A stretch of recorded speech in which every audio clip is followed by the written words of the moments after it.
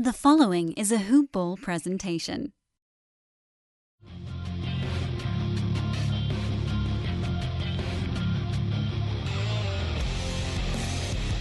Welcome to the Fantasy NBA Today podcast.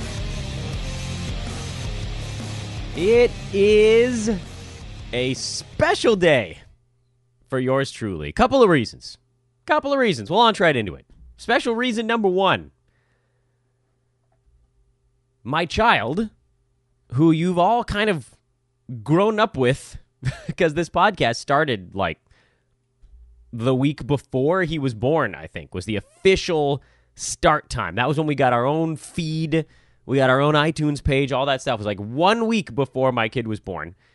Starts drop-off preschool today. So it's a cluster mess over here in the Besbris household.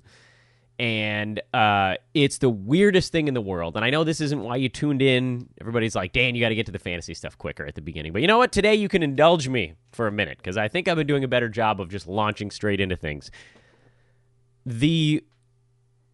My home is just quiet. Those of you with children, you probably are like, yep, I know you're doing that now. Those of you that don't, it's the weirdest thing in the world. For many years in the baseball offseason, because, I worked in minor league baseball for a while. In the baseball offseason, I worked from home. I did sales from my apartment here in Los Angeles. And it was just me and the dog. My wife was at work every day, doctor wife at the hospital doing her thing. And I had, 8 a.m. to like 6 p.m. of just me and the dog. It was quiet. Every once in a while, she'd get up and traipse around the apartment, but it was mostly like, dog sleeps on the couch for a little bit, sleeps in a chair next to me in the office, and then the office became a nursery, and then we decided we didn't want to do daycare because, one, it's a festering pool of germs, and two, we had the opportunity to use grandparents and a couple of days of nanny to just have childcare here. And so every day for the last 26 months, I wake up in the morning, I get the kid ready, we do breakfast, we do all that. As soon as somebody comes over, then I slip off to do the podcast. And normally there's sounds of, screaming and laughter coming from the other room and toys being thrown around and yelling and whatever. And this morning, it's just silent. It's silent in the apartment. And it's raining outside, so nobody's doing anything. No construction on the nearby buildings. It's just quiet. You hear that? That's the sound of nothing. And it's glorious. It's glorious. I just want to lean back from the microphone and scream to the heavens. I have my apartment for 3 hours a day. Special reason number two, my voice is back, if that wasn't immediately evident, because here I am just yelling and ranting and raving at the beginning of the show, and I don't have to preface with, well, it's probably going to go away by the 40th minute. And so that's kind of fun. It's nice to finally feel mostly healthy again. That was a long and brutal cold. And that's it. Those are the only special reasons for today's show, but I thought they were worth mentioning because, damn it, you guys are along for this ride with me, and so you got to come along for both the good and the bad. It's Monday, which means we're getting a new week started, which also means it's reverse chronological lightning round day. We'll do a quick review on how things are going on the sports betting front. It's been wildly up and down last week or so. Not a lot of 2-2 days in there. A lot of 1-3s and 4-0s, and then at the end of it all, it averages out to pretty close to even. But it's been weird, and we're going to continue tracking all that stuff. Tom Thibodeau was fired over the weekend. That's obviously a big piece of news, and we'll break that down. And then we'll preview an 8-game Monday card and get you set up for the rest of the week ahead. What order do we do these things in? Well, generally I like to start with breaking news, but I think I'd like to go through the weekend first because the breaking news is largely Minnesota-based. The other stuff, if you even want to call it that, it all feels like relatively simple things, not a whole lot of stuff, like Ron Baker getting waived, not an impact thing. What other little things? Michael Carter-Williams was traded back to the Bulls. Like that, nobody cares. And then a lot of guys that are just out for another game, like Nico Mirotic still out, Mitchell Robinson still out, Dante Exum out. These little things, you don't care about that. Miles Turner not playing, but that's the type of thing we'd cover in the chronological lightning round. So let's go reverse chronological lightning round. We'll obviously pause when we get to the Minnesota game and talk a little bit more about the Tom Thibodeau stuff and work our way back through the weekend. You know the drill.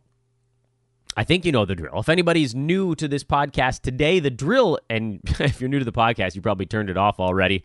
I don't want to listen to Dan talk about his family for the first 8 minutes of the show. If you're new to the podcast and you actually made it this far, congratulations, by the way. I can't believe you suffered through my BS.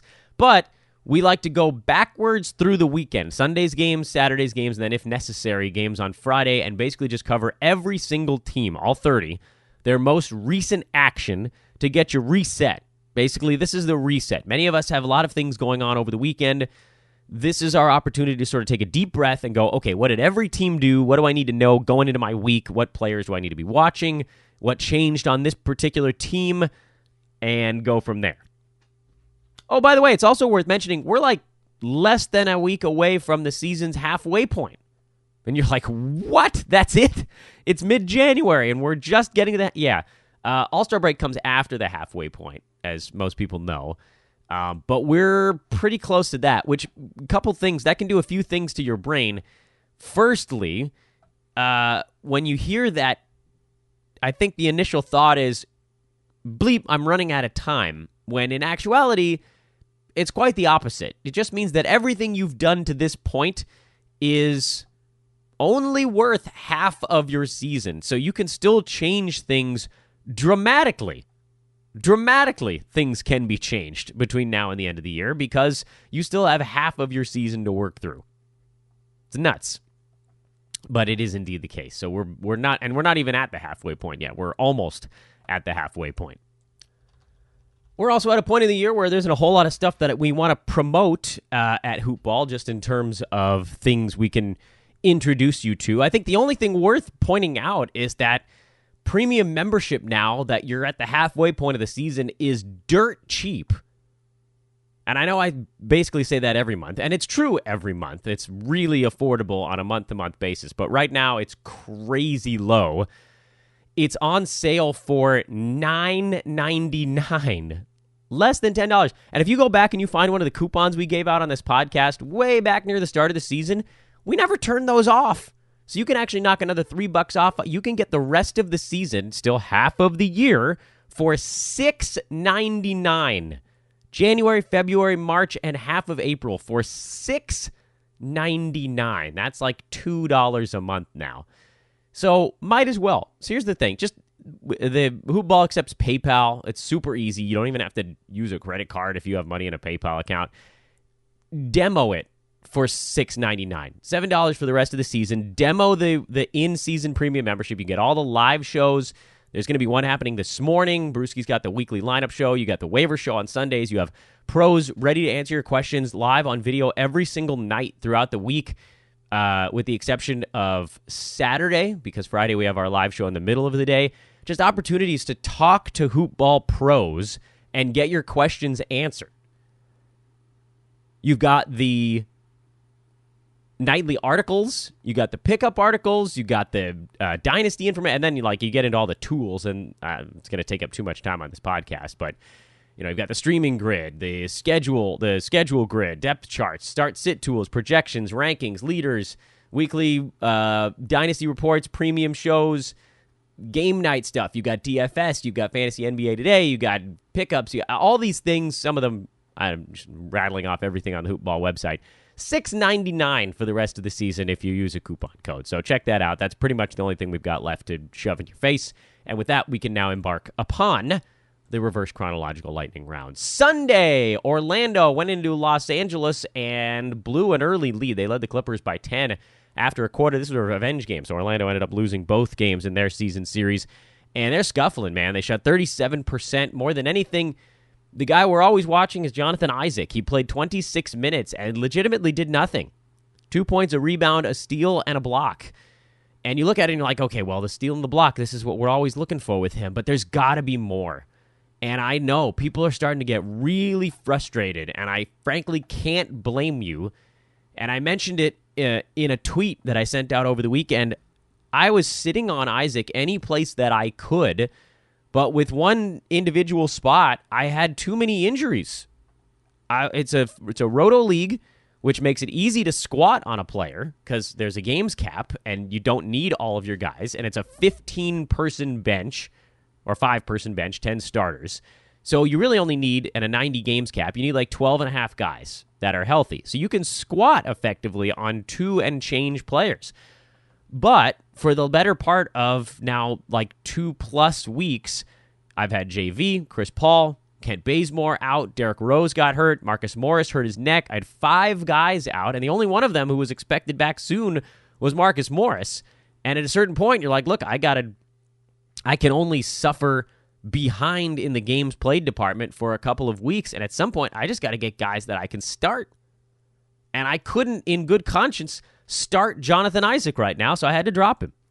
So I get it. If you're in a spot where, say, you have to start everybody, he's probably not a guy you can squat on. If you're in a spot where you have a ton of injured dudes, he's probably not a guy you can squat on. But if you're in good position, first, second, third place, whatever, and you don't have injury issues, and you're not in a limited games format, or maybe even you are, and you can just use his, top 150 numbers because they're not good, but they're not killing you, and you can sit on him, I would still recommend doing it. But I get it.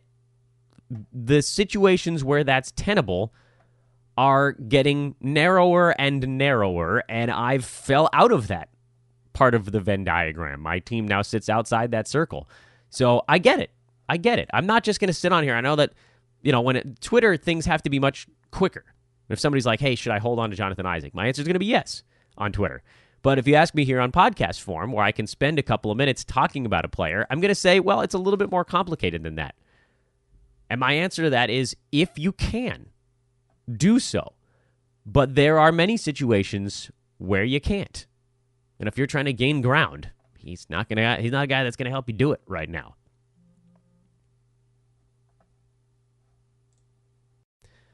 Nothing of note on the Clippers side in that ball game. Gilgeous-Alexander had a 6 for 7 shooting game, so he was slightly better than usual, but he's been not usable for a while now. Got a question about adding Marcin Gortat. Nah, man.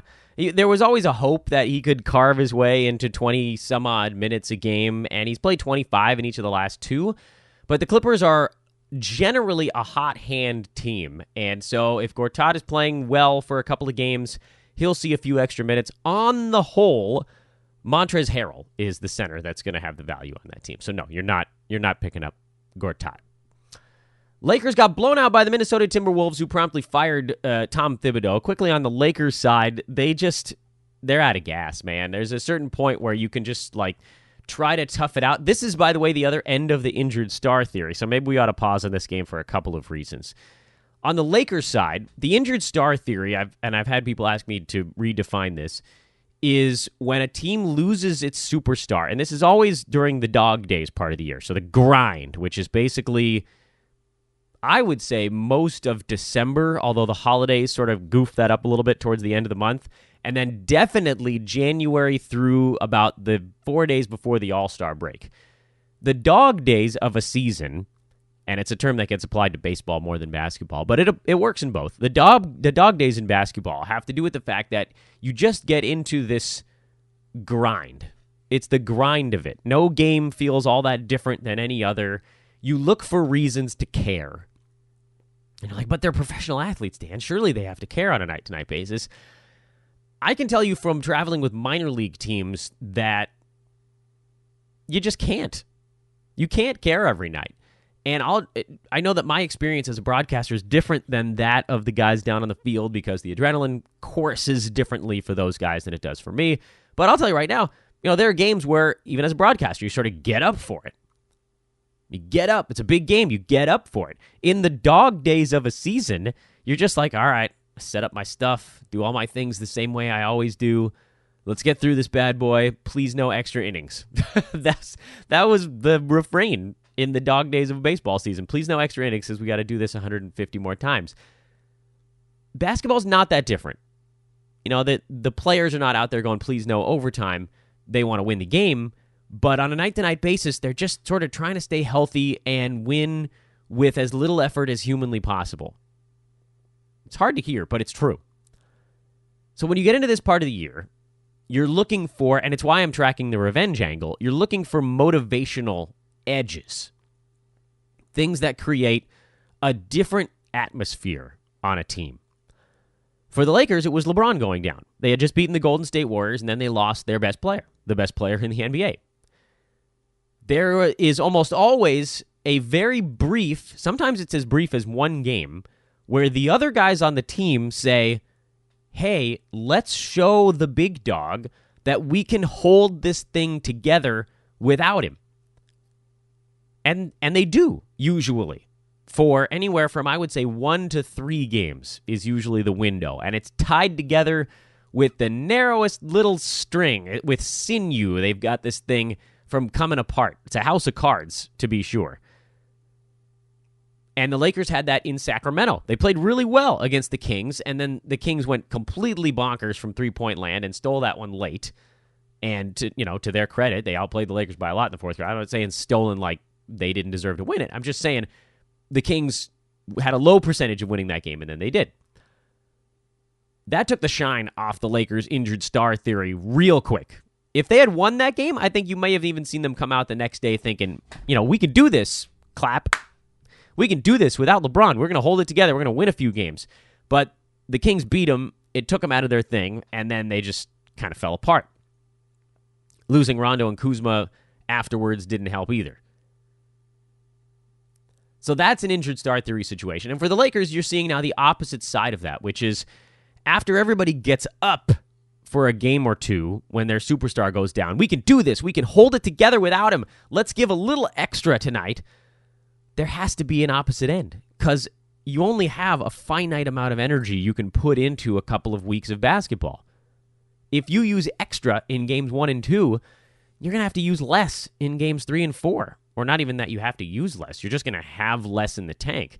And so you're now seeing that with the Lakers, where they gave everything they could to try to hold it together for a couple of games, and then it didn't really work, and now you're seeing a team that's exhausted. And travel's only going to make it worse. So they got blown out by the Timberwolves. If you're chasing shooting guards in LA, and you're listening to this podcast, you've heard me say a bunch of times, I'm done chasing shooting guards in Los Angeles.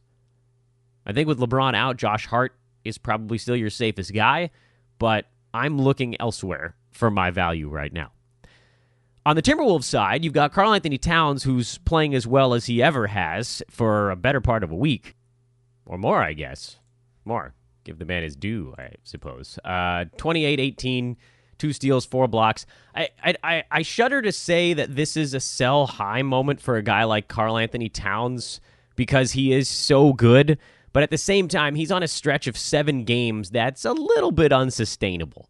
It's nice to see him getting things leveled off. But over these last 7 games, and it started with his 2020 game in Chicago, where things totally shifted for Towns.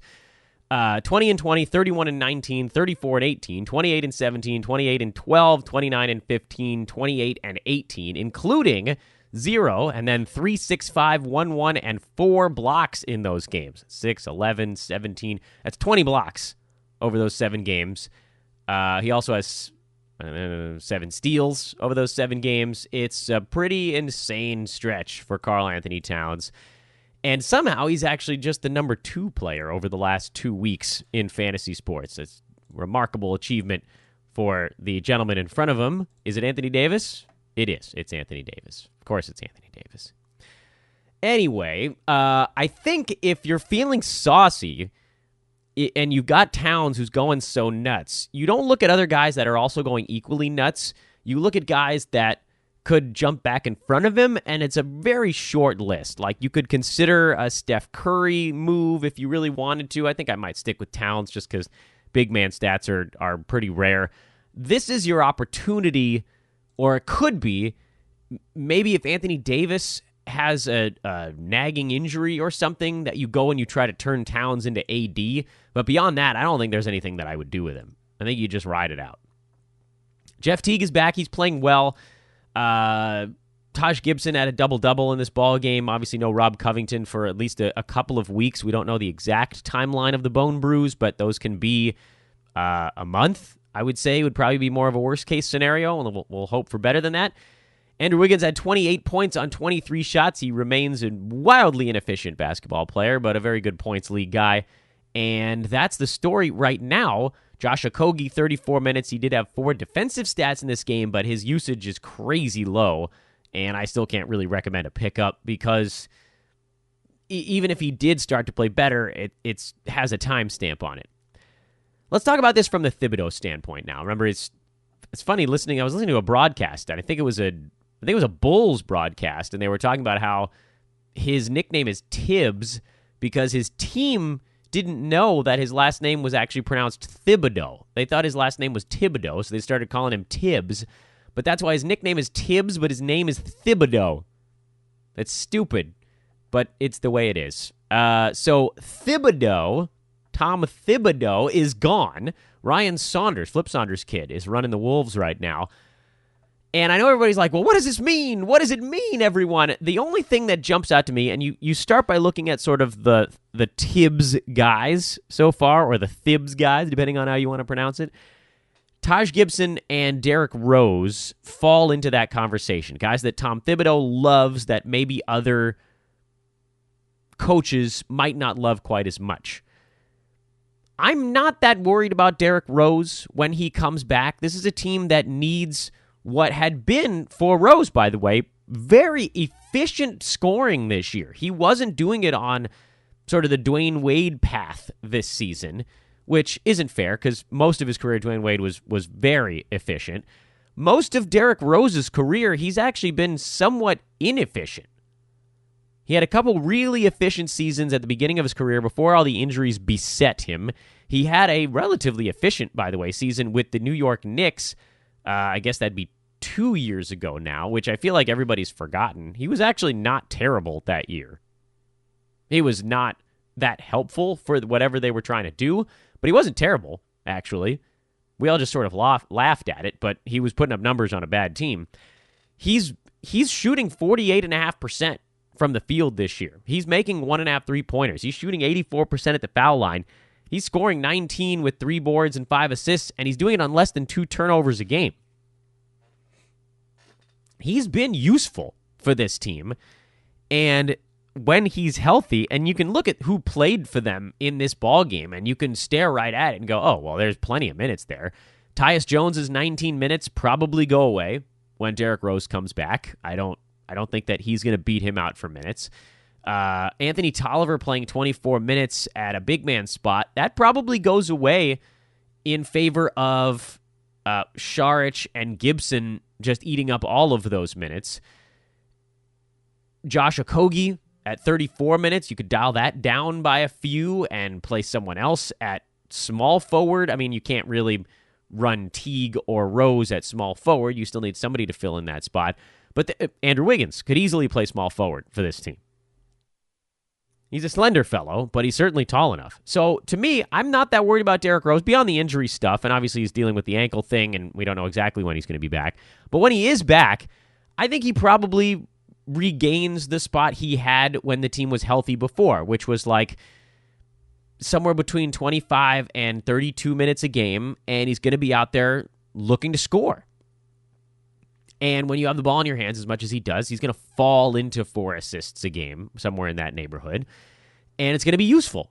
He's going to score, it's going to be like, I don't know, let's say like 17 points and 4 assists or something like that. If he does it on good percentages, then you got a reasonable fantasy guy. So you're not punting on Derrick Rose. The situation I'm actually a little bit more interested in is the Dario Taj battle. And I don't know specifically that anything is about to shift in that power struggle, because to this point, it actually does seem like the Wolves are better when Taj Gibson is out there, likely because of his defense. But I wonder, the things that could change are, do either of those two guys, Dario or Taj, do they sort of win the battle? Does someone actually emerge as a clear-cut favorite? And Taj has been, by about 5 minutes per game, playing more than Saric. It's like the 26, 22, 26 and a half, 21, that kind of thing. They're in that range, which gives Taj the easier path to fantasy value because, good percentages, some rebounds, some defensive stats, that can boost you pretty quickly.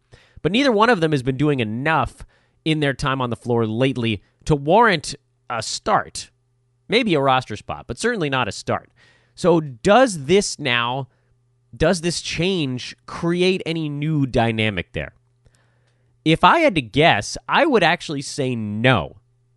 I think you might see it flip, where maybe Dario sees the 26 and Taj sees the 21, as perhaps the Wolves embrace a little bit more of a modern NBA game. Maybe Dario moves into the starting lineup. They can spread the floor. They can get out and move a little bit. Perhaps you put Taj in the second unit with his old buddy Derrick Rose, and then Rose is all scoring. I don't know. They might try some things out, is basically what I'm saying. Where Tibbs, I don't think, was ever going to try anything out. Maybe you see a little bit of demoing go on here. Maybe you see, this is outside chance, maybe you see Gorgui Dieng completely phased out. He could disappear off the face of the earth. I was surprised, honestly, that Tibbs was still playing him 12, 13 minutes a game. That seemed high for him. But maybe he disappears, and you see Taj get the backup center minutes, and Taj and Dario play together. There are a few things that could shake out that would make this situation interesting to a fantasy owner. I don't think Gorgui Dieng ends up seeing enough minutes to be relevant. Not behind Karl Anthony Towns. He's just not going to happen, and they're not going to play together because they're too big, too slow, and there's a Taj and a Dario. It's just too many bodies to try to work into the mix. So I don't think anything's going to come of this on the Dieng front unless he gets moved, but he's getting paid too much to get moved. To me, the thing you're watching is Taj and Dario. But I don't know that you'd make any preemptive grabs. You could stash Dario if you had a spot at the end of your bench. Taj Gibson is owned they're both owned in about half of fantasy leagues, maybe a tiny bit more. So there's a distinct possibility that neither one of them is actually available in your league. But I would certainly watch the next game, 2 games, 3 games, 5 games, whatever it happens to be. Taj is available in a couple of leagues that I'm in, but not many. And if somebody sort of leaps in front of the pack, then you make a move on him. Simple as that. But I don't think either one of these guys is going to be a massive difference maker for your fantasy team. There's just, the logjam doesn't go away just because Thibodeau did. That's where I stand on that one right now. Brooklyn, Chicago, Damari Carroll's on one of his heaters. You can ride that if you like, but you know how this ends. We all know how this ends.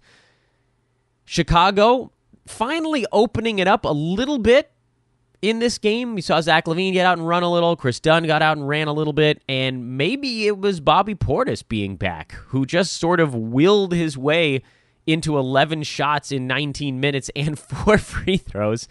Bobby Portis, team high, 31% usage rate. That's not going to stick. But at 31% usage, he really only needs about 22, 23 minutes to put up fantasy numbers.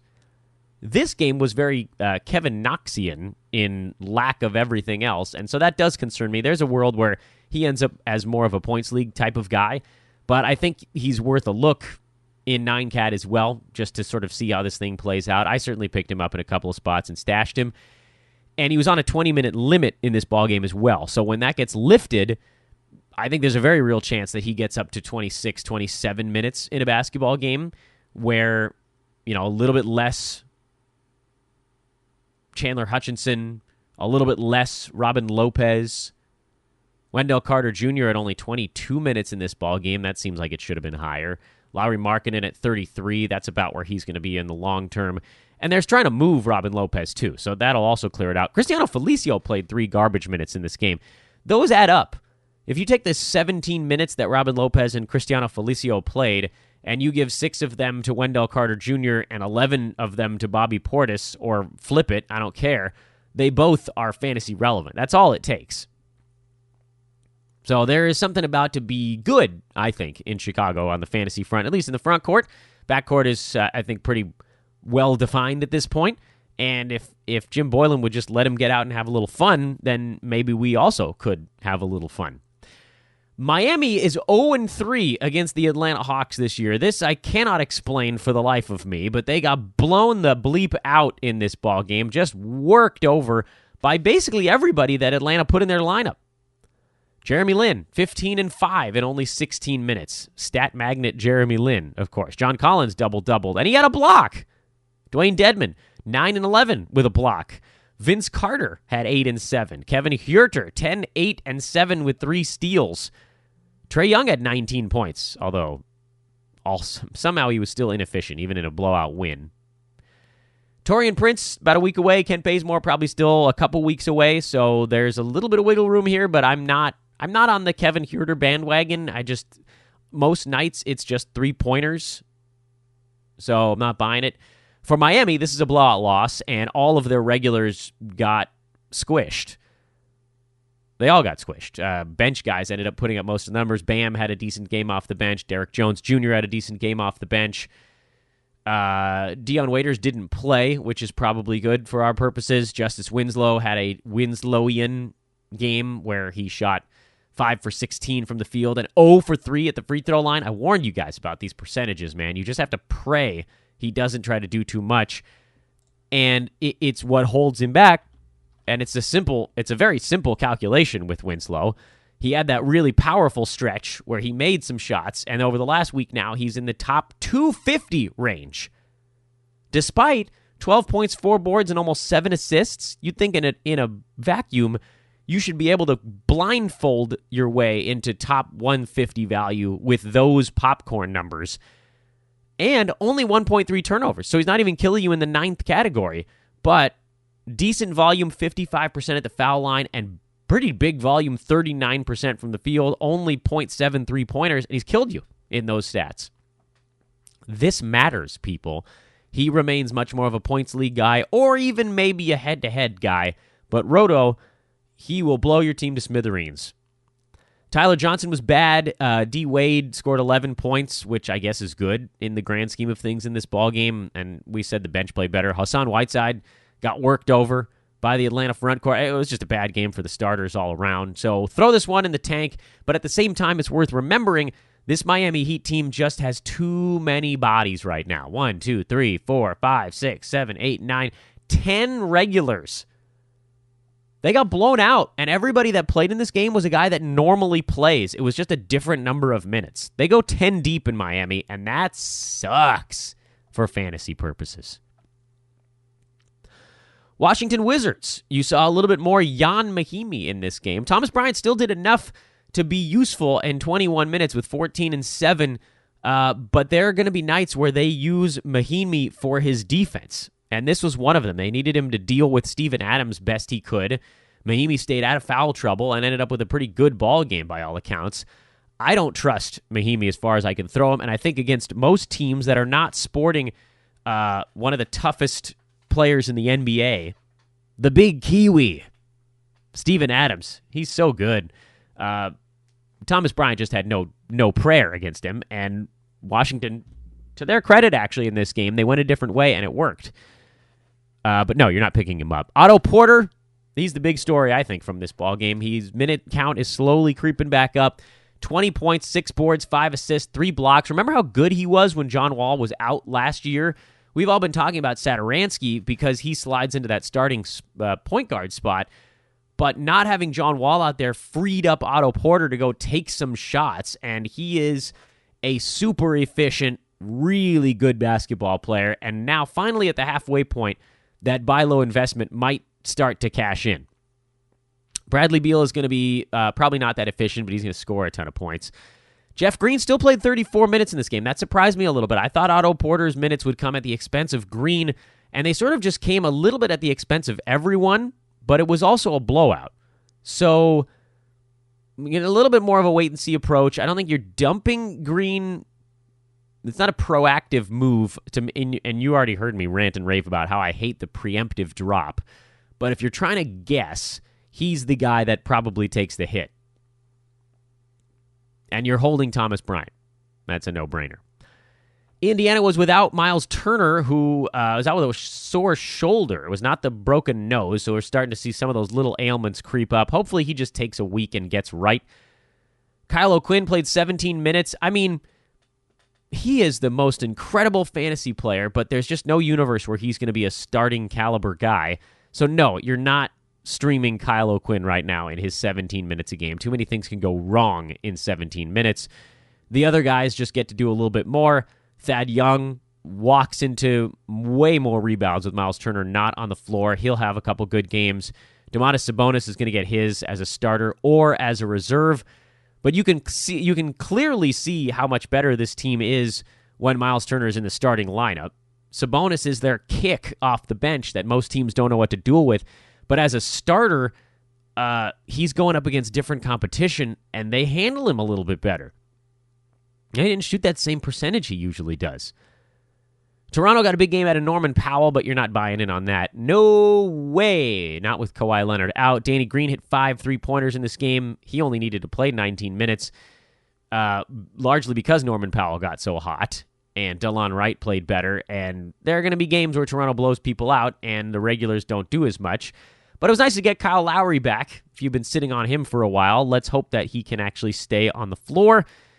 JV update, we don't really have one. Nick Nurse last week in passing said probably another 2 to 3 weeks, so let's hope that that's the high mark, and maybe we get him back sooner. He's a pretty quick healer, but that's not a great sign. You're still sitting on him, though. Marvin Williams, another nice game for old man Marv. 16 points, 7 boards, 2 threes, a steal, a block on 6 out of 12 shooting, and a perfect 2 for 2 at the free throw line. Nick Batum was alive in this game, but not really running. Usage rate under 10. 8 points, 4 boards, 4 assists, and 3 steals. I mean, we're all just sitting and watching him and thinking, at what point does he finally start to be useful?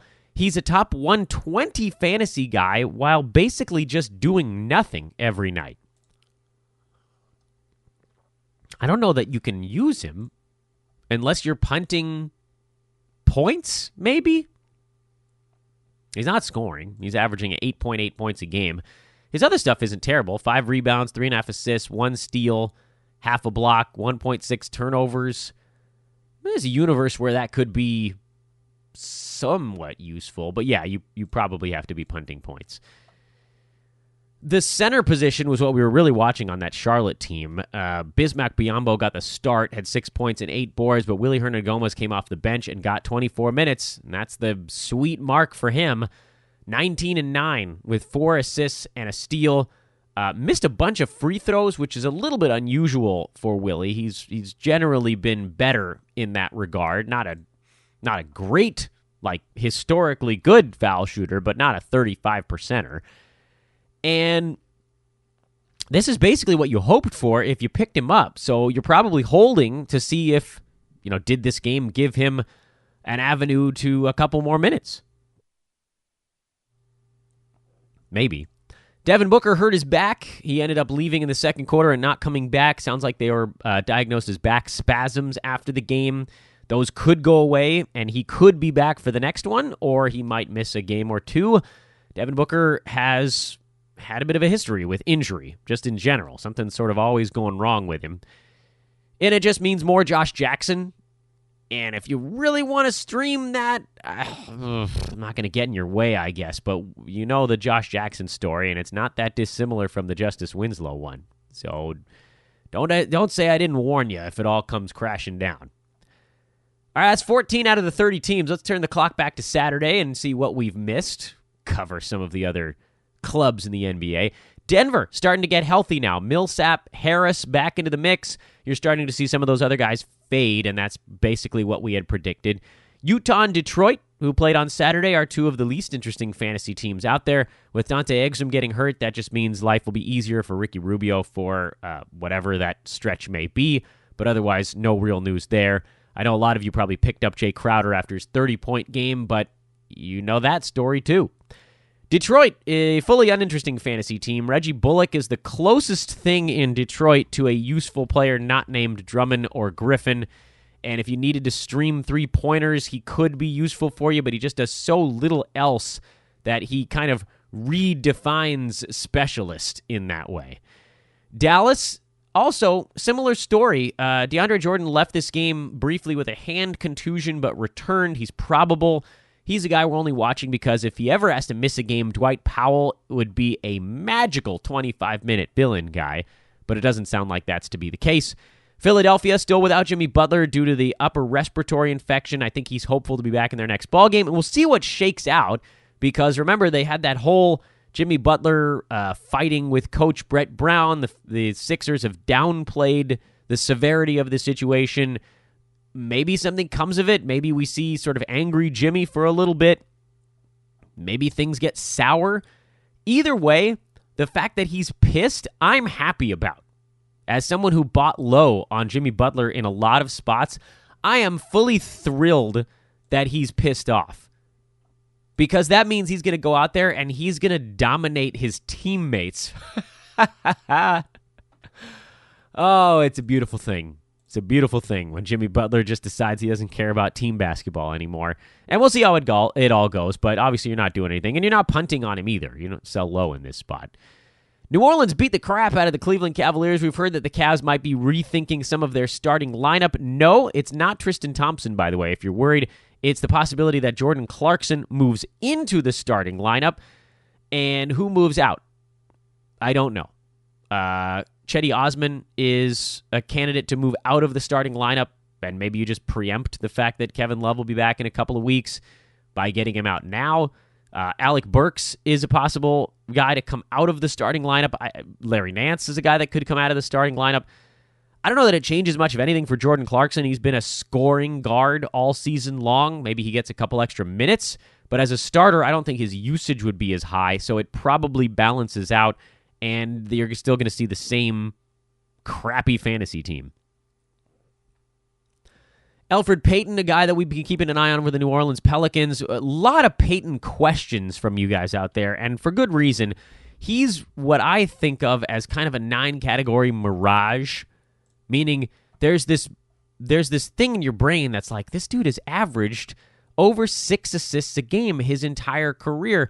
Surely there's a place for that on my roster. But he's actually a pretty bad 9-category guy. His turnovers have always been up in that 2.5 to 3 range. His steals have more or less come down. He had a little bump the first half of last year in Orlando. But after a rookie year where he was posting 1.7 steals a game, it's been more in that 1.1 to 1.2 range. So if that's where he ends up this year, that's not that great, especially if his minutes are down at any way. He doesn't shoot the 3-ball. He's a bad foul shooter. He's not going to rebound as well in New Orleans as he did in Orlando because there's an Anthony Davis and a Julius Randle and sometimes even a Niko Mirotic in town. And that's why I said, look, you can pick him up in 9-cat, but don't expect much better than top 125. He's not that top 75 guy that people are trying to sell you. He's not that guy. Simple enough. Memphis is in trouble these days. Justin Holiday made his debut. He played 21 minutes off the bench and went for 2-2-2. I had a little bit of a Twitter rant on this. I'm going to rant about it on this podcast too. He's the guy that fired me up when I saw websites saying just drop him before this 2-2-2 game. And I need to clarify my position. It's not because I don't think he might ultimately be a drop. If he ends up in a timeshare with Garrett Temple, he will be a drop. But you got to at least see how it goes for a couple of games. This is a guy in Justin Holiday that, yes, he's been mired in a pretty good slump. He's still ranked number 54 in 9-cat because of how good he was the first month of the year. Last month, he's number 182. Fine. He's been slumping hard. He's shooting 29% over that stretch. That's not sustainable. It'll come back up. If you adjust that 29% up to 41% and figure that a lot of those are three-pointers, he goes back to hitting like 2 to 2.5 threes a game, scoring 10 or 11 points, 4 rebounds, almost 2 steals a game. That's a top 50 guy. I don't know that that's going to happen in Memphis. There's probably not room for that on such a ridiculously slow-tempo team in Memphis. But you're not dropping him until we at least see how they're going to play him. This was a blowout, too, so the minutes were not necessarily what you'd always get from the Grizzlies.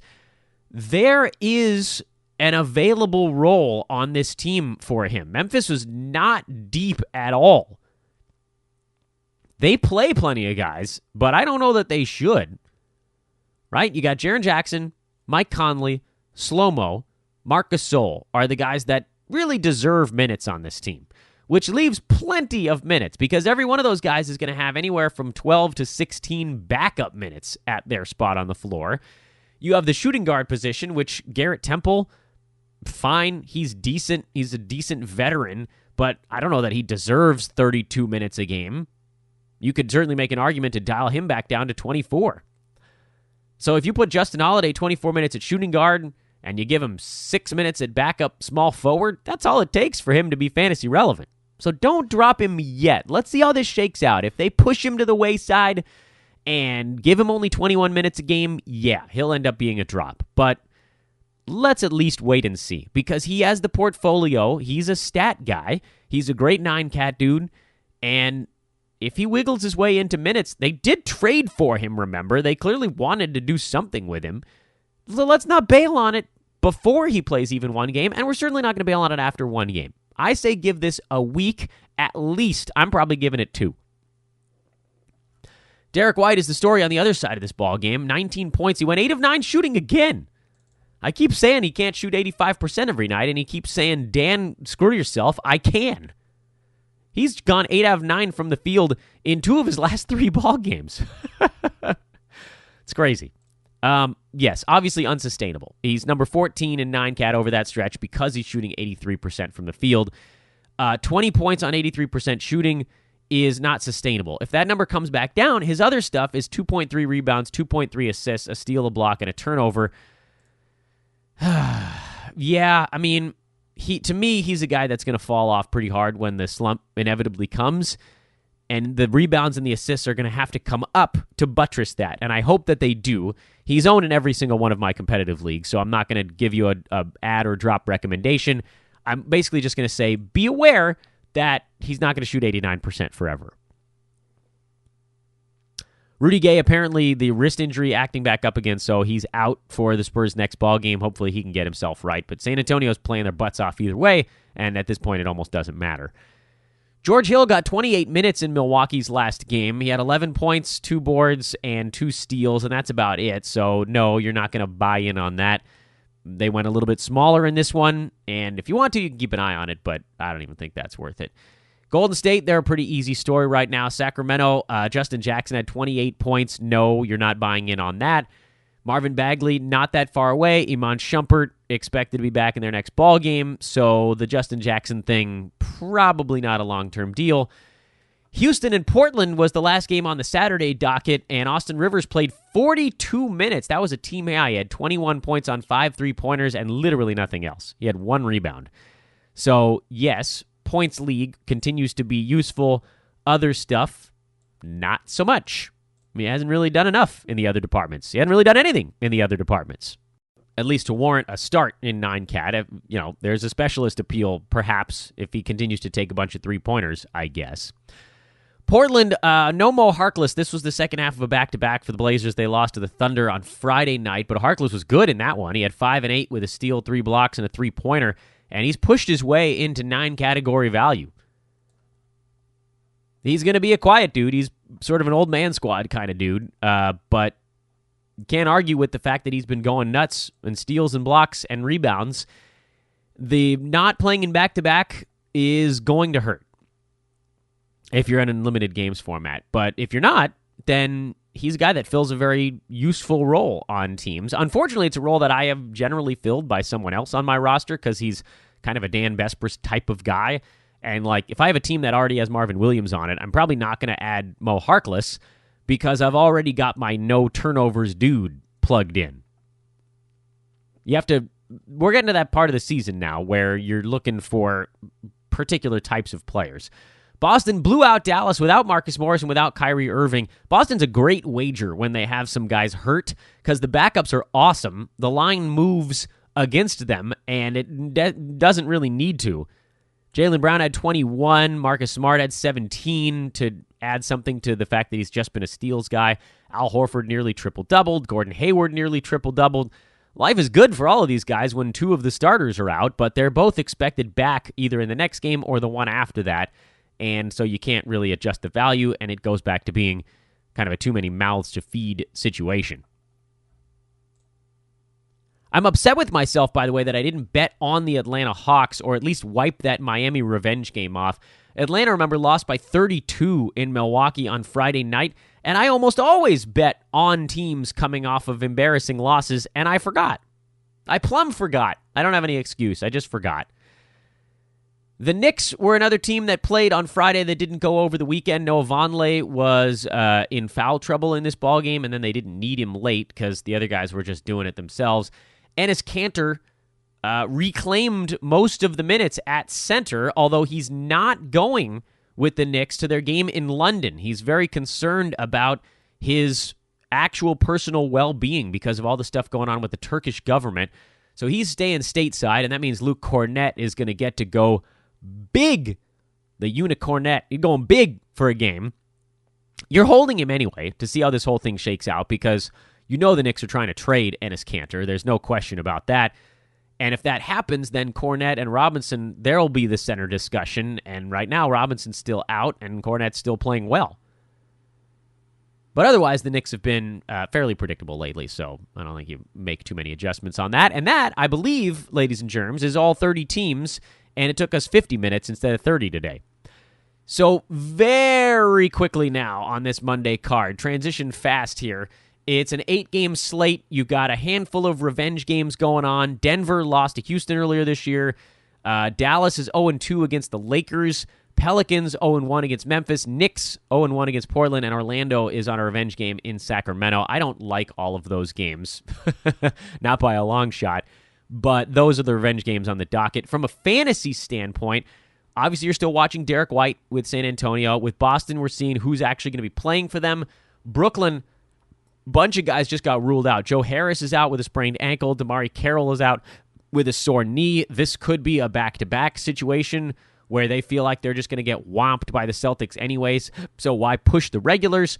Utah, Milwaukee, no real fantasy angles there. Denver, Houston, mostly Austin Rivers is the guy that's in the crosshairs. Denver, you're starting to get the starters back into the mix. Memphis, Justin Holiday. Would love to see how many minutes he plays and what he does with them. This is one I'd actually like to watch live if possible to see what Holiday looks like as he gets acclimated to a new team. That's another thing you guys have to keep in mind, by the way. Guys don't go to a new team with a bunch of established veterans and then start chucking. I would expect this is going to be a transitional period, but I still have hope. Lakers catching 8 points in Dallas. Mavericks insanely good at home and on double revenge, but that's a lot of points to lay against a Lakers team that got embarrassed, frankly, in Minnesota yesterday morning. It's a weird back-to-back on top of everything else. Portland, we're watching Mo Harkless. Knicks, unicorn stuff and so forth. Is this the game in London? I got to double-check on that. No, it's not. It's a week and a half from today. I figured that was coming up a little bit later. This game is in Portland. Blazers are favored by 12. Not a whole lot to watch beyond the Kanter-Cornett thing on the New York side. And I already mentioned Mo Harkless. Orlando and Sacramento, it's always Jonathan Isaac watch. Much as I hate to say it right now, it's always Jonathan Isaac watch. And possibly Marvin Bagley watch if he's back for Sacramento in this ballgame. That's also a possibility. Quick note on those revenge angles.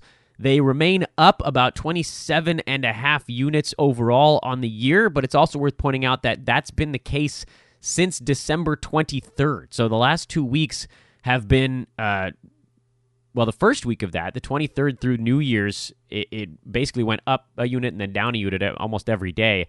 And then the last week, it dropped precipitously right after New Year. In fact, on the 31st, it got up to 29.2 and then dropped 2 on the next day and dropped another 2 the following day, dropped another 1 the day after that, if I'm not mistaken, and it dropped another 2 and was at some point like 5 and change and the VIG under 500 over a 3-game stretch, and then 2 days after that, it went 7-1. So it's been a little bit more of a roller coaster lately, but it is back up into that 27 range. And I have to wonder if the holidays played a role in this, because this angle is all about tracking motivational stuff. And I think that I need to take more notes to be perfectly frank. For instance, the Heat game, yes, it was double revenge against the Hawks, but Atlanta was coming off an embarrassing 30-something point defeat against Milwaukee. So maybe that's one where you wipe it off the board.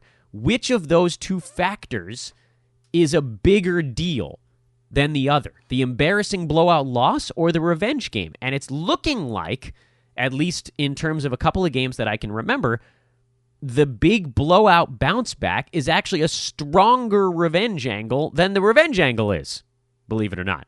The other one that comes to mind comes from the first, when Philadelphia went down to Los Angeles. They had just lost by like 40 in Portland.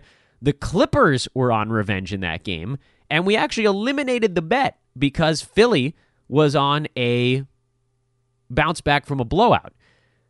But I don't know that that's great for tracking purposes. I think we should track it anyway, so I'm going to probably go back and put in a couple of losses here that maybe there was a win. I don't know. I got to figure out all these games.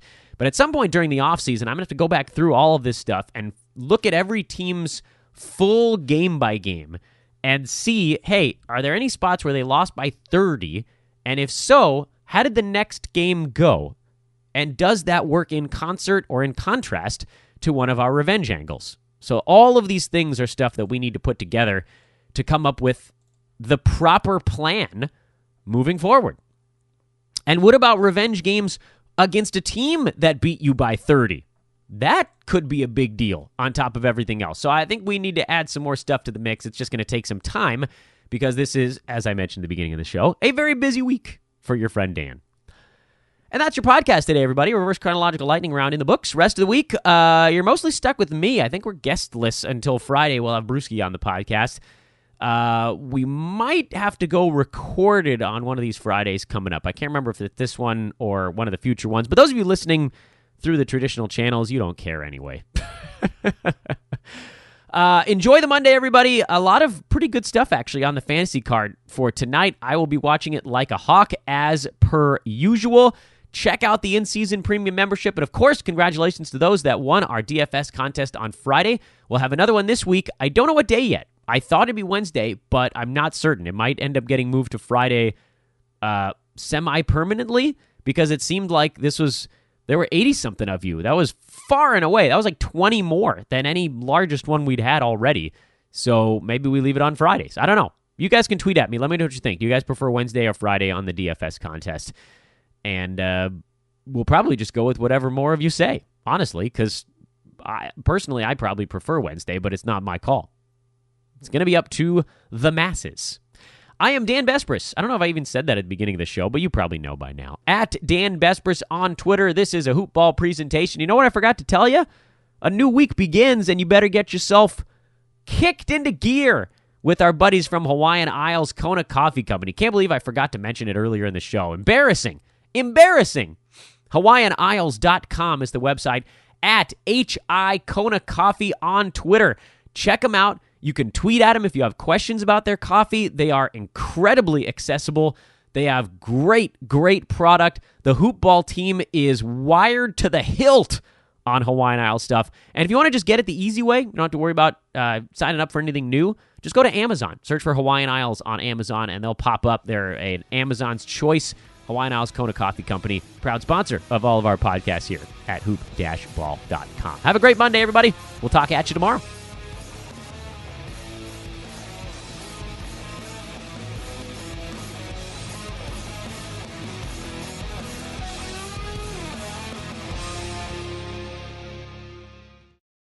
This has been a Hoop Ball presentation.